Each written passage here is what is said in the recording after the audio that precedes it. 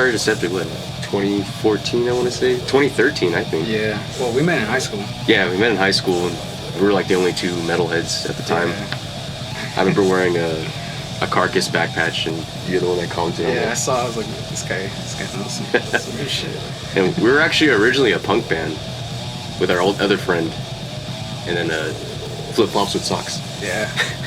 And I think we only played like one song, and then the other guy left, and then and then it just became me and him, and then we just started doing death metal. Now we're here 10 years later, still doing it.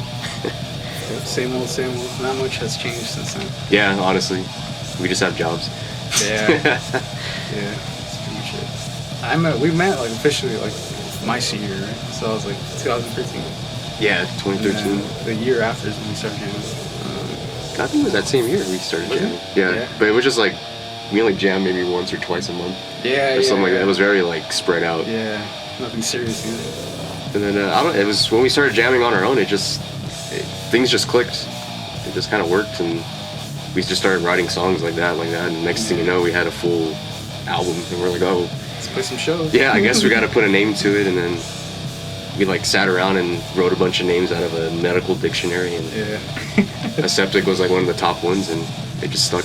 Yeah, it's kind of ironic a little bit because it means to be free of like bacteria. Yeah, it's like a surgical term. Yeah, and we're playing death metal, so it's like the opposite. Yeah, it's kind of like an inside joke, I guess. It's kind of funny because most of our stuff is pretty gross. The fact that it was just a one-word band name, and a lot of people call us Antiseptic. My old boss from when I worked at Michael's, he used to call us Antiseptic. And I always wanted to start like a side project called Antiseptic, and then we would go against Aseptic. You know, we were just kind of talk shit to each other, but it's just us, but like kind of like wrestlers, you know. Basically, since it's just like two of us, there's not a lot of like, you know, like bickering back and forth over like, oh, hey, can we jam next week? And it's like, oh, I'm free, you're free, all right.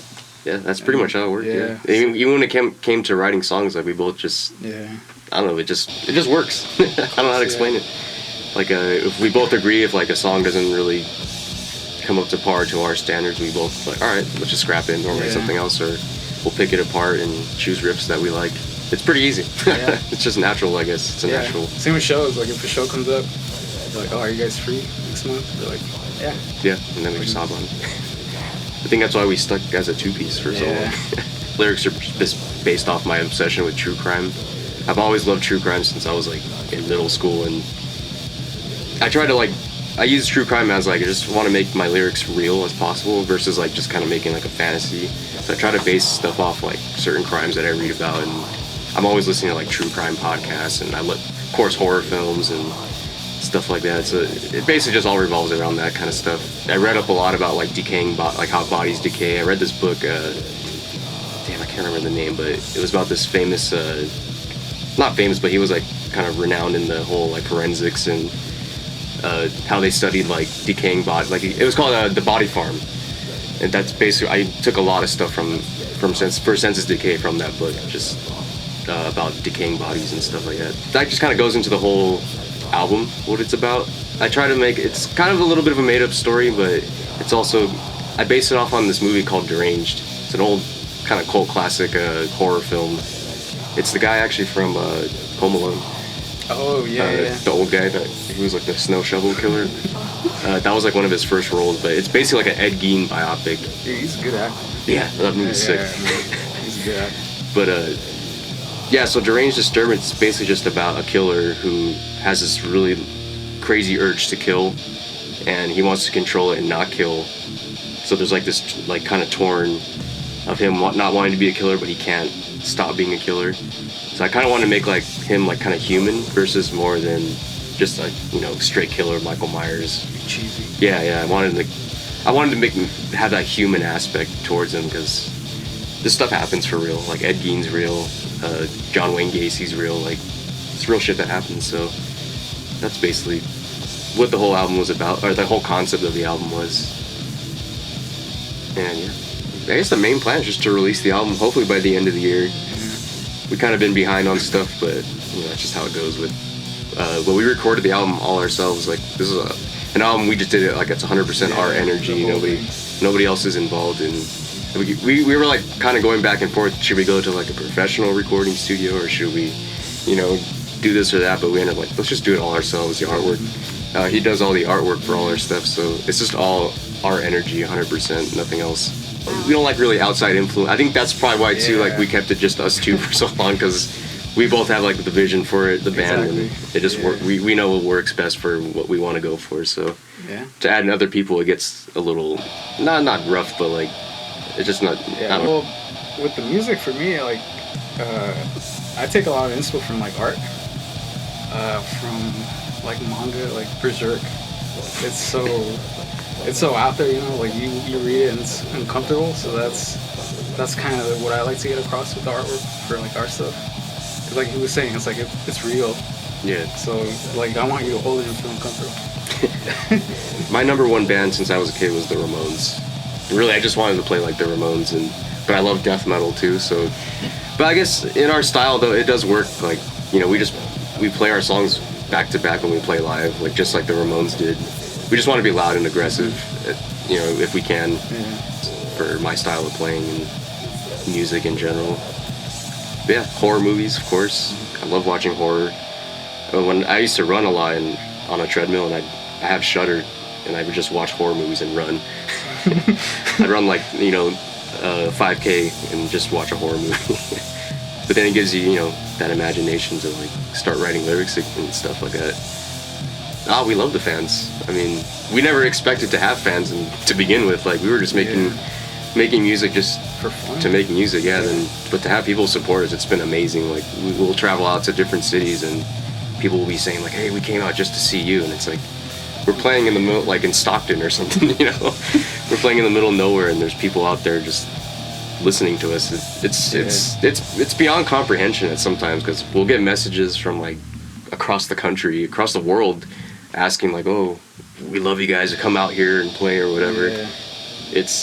I don't know, it's crazy. It's a little weird. It was weird at first, but it feels great to have like support. And you know, I can't say though we wouldn't do it without the fans, because we would still be doing it even if we didn't have fans. I was gonna say that even if we're playing a show to like 5 or 10 people, like we still put the same energy, because it's like 100 sold out or more. Yeah, like it's the same thing.